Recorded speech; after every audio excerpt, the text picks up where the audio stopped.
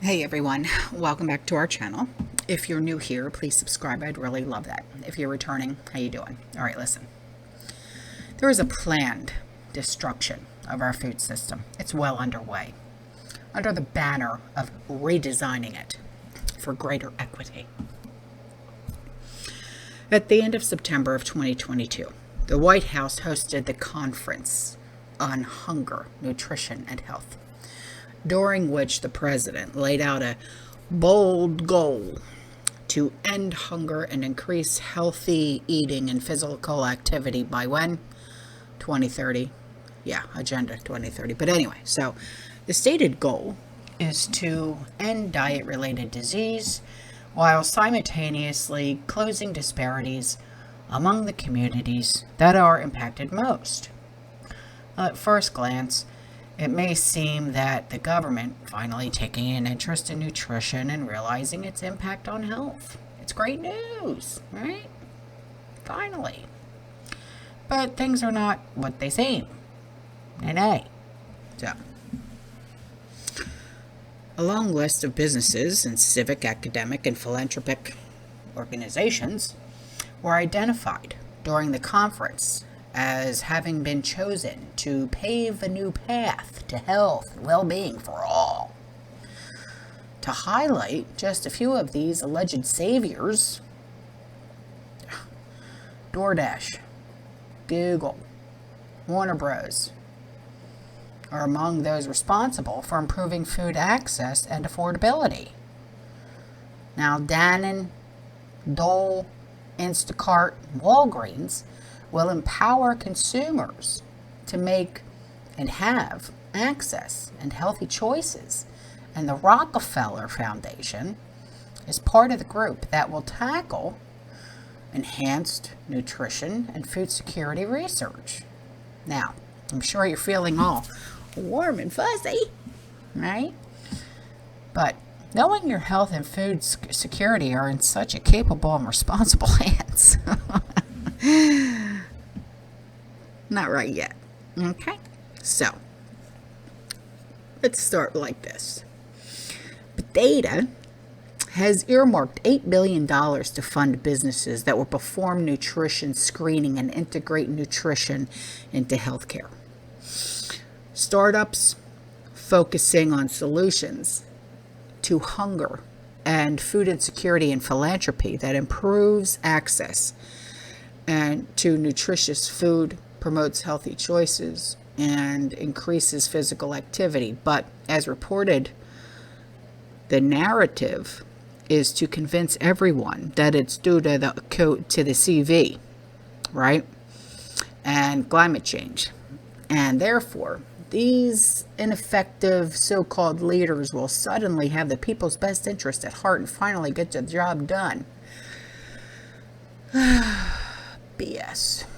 So, the reality is, the economic decline due to the lockdowns, the manufacturer supply chain disruptions, putting thousands of companies out of business, intentional inflation, and health conditions exploited during and after the orchestrated pandemic is what has really created the loss of income, inability to afford food and gas, and complete disruption in everyone's well-being. So, as detailed, the goal behind this food revolution is threefold. Has nothing at all to do with actually improving access to healthy foods and lowering disease burden. It's really all about controlling the population through food. Okay? Remember, he who controls the food controls the people. Henry Kissinger. Getting as many people as possible into that SNAP, food stamps, welfare, okay, WIC programs, so that purchases and spending can be controlled through digital food tokens, or whatever you want to call them. The goal is to move everyone into a socialist food system based on government assistance tokens. integrating food and nutrition with healthcare so that food and health policies are under one umbrella. This will facilitate the creation of new policies, funding, and control over both areas. And food purchases and health records will be linked to your passport, your digital identity, which also holds your educational records, your travel records, your work records, your bank accounts. It's like a master plan, if you will. By training thousands of physicians in one new model of food is medicine, rolling out nutritional screening, medical meals, produce prescriptions. They're laying this groundwork for all of this. Food is medicine, the key words being used to campaign, launch programs, change policies and financing, aggregate data, tie the healthcare industry in with the food supply. Ultimately, screen, track, control the people through the food. They're going to control the food. Everybody's going to be on food stamps. Then you're going to have CBDC. Then you're going to have UBI. Do you see the pattern here? Control, control, control. Track, track, track. I've talked about 15-minute cities. Remember that? Changing food standards, food categories, nutrition. Traditional farming of grains and plants will be replaced with indoor vertical growing of patented GMO seeds. Kind of like what I do, but on a much larger scale. But you don't want the GMO seeds. Nay, nay. You want heirloom, okay? You want heirloom. Go through Survival Seed Company. They have the best seeds out there. Then you have animal farming, which will be regulated into oblivion in order to be replaced by insect farms, micro livestock, gene-edited food, lab-grown meat, where you'll be eating each other. Now, it may be tempting for some to believe that the government has finally had like a change of heart. Bleeding heart. No, stop. Stop.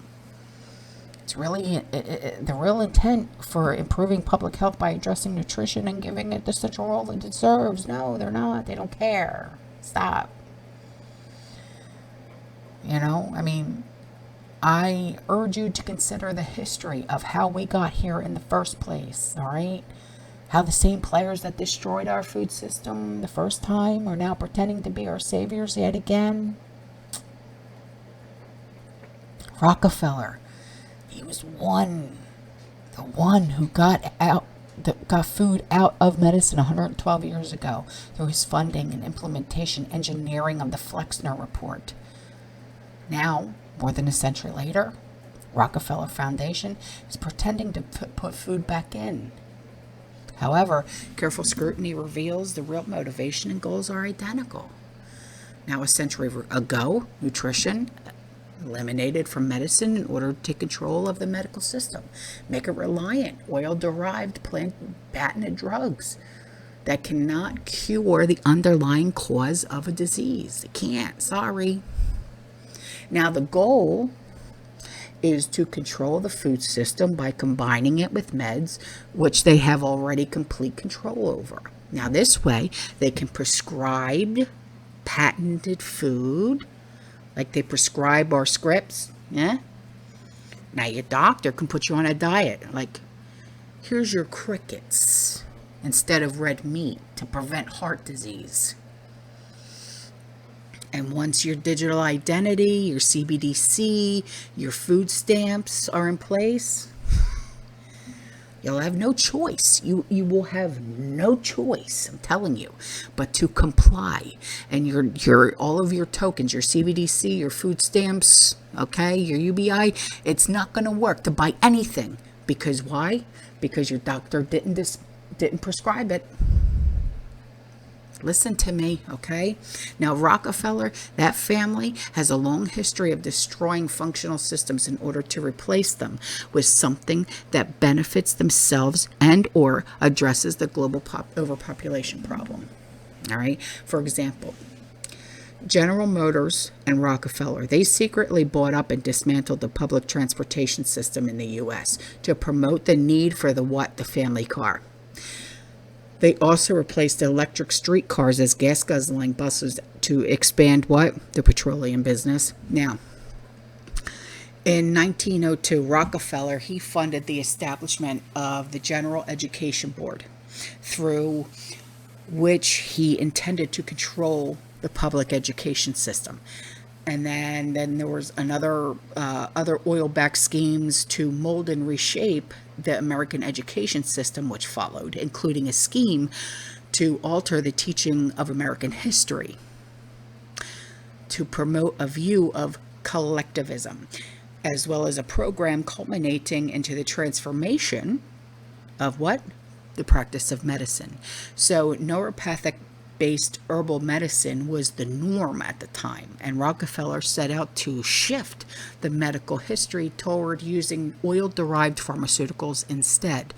To that end, Rockefeller Institute for Medical Research was established in 1901.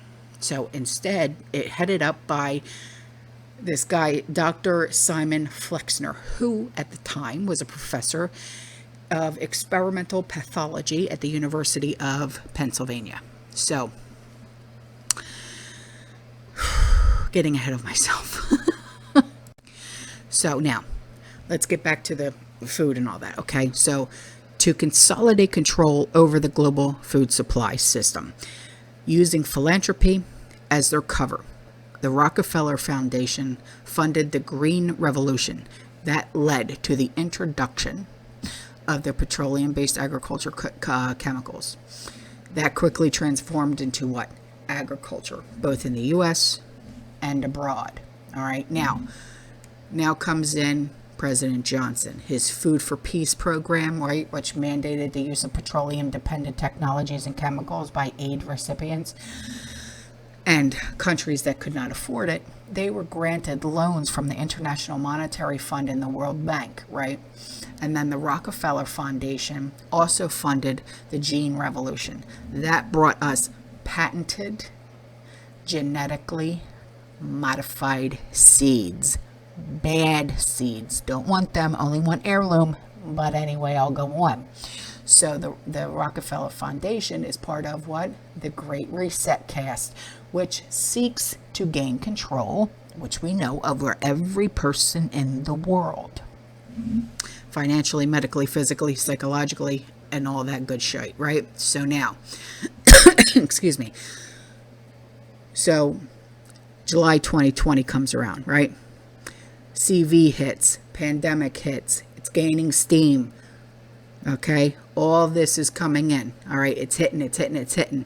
Now, it wasn't declared a pandemic until when? March 11, 2020. So by this time, the Rockefeller report was published. The pandemic had only existed for 4 months. Certain high-risk groups did experiment food insecurity, which, such as children, use primary meal as school lunch, right?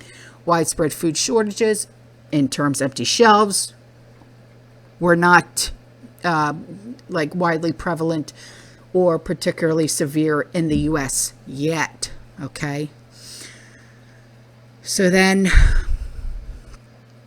there's so much, let me tell you. So then, the past several years, okay, the WEF has been promoting the idea that, we should get used to eating weeds, bugs, and all that stuff. Insect farming is far less expensive, they say, requires few natural resources such as water, and can reduce agricultural pollution by nearly 99%. Yeah, shut up. So for years, they also promoted the idea that lab-grown animal food, genetically engineered crops are the only way to feed the world and save the planet, and blah, blah, blah. So, not surprisingly, the word organic does not appear a single time in Rockefeller's Foundation report. The word natural is only used in reference to natural disasters, and this despite the word healthy being used 33 times and the word sustainable 17 times. So I could go on and on and on and on, but it's crazy. So this healthy food assistance, okay, it's a trap. It's a trap that's being laid out for us that is like, it's a controlled socialist food system, okay? Getting as many possible, like I said, onto SNAP, food stamps, EBT. Soon, food assistance will also be incorporated into what? Medicaid, Medicare.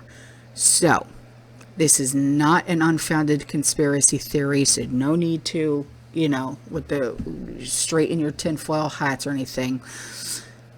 This is openly revealed. The true intent is a wide variety of reports and documents. So, rest assured, the government's healthy food recommendations will never be accurate and true, all right? It never will be, okay? Here is a graph that I'm going to put up for you, okay? This is a nutritional guidance tool, okay? Just take some cereal, for example. Lucky Charms, Frosted Mini Wheats, Honey Nut Cheerios, ice cream cones, chocolate-covered almonds, almond M&Ms, okay? They all have a higher nutrition score than cheddar cheese and ground beef, no joke. So, according to this food compass, okay, you will be much healthier if you replace the whole egg, cheddar cheese, and ground beef with literally just eating candy. I have no qualms with just eating Reese's peanut butter cups. I'm just saying. But is there any doubt that its purpose is to lead people away from wholesome, natural foods towards processed junk food? And this is the tool slated to determine the types of food nutrition assistance programs and healthcare will prescribe.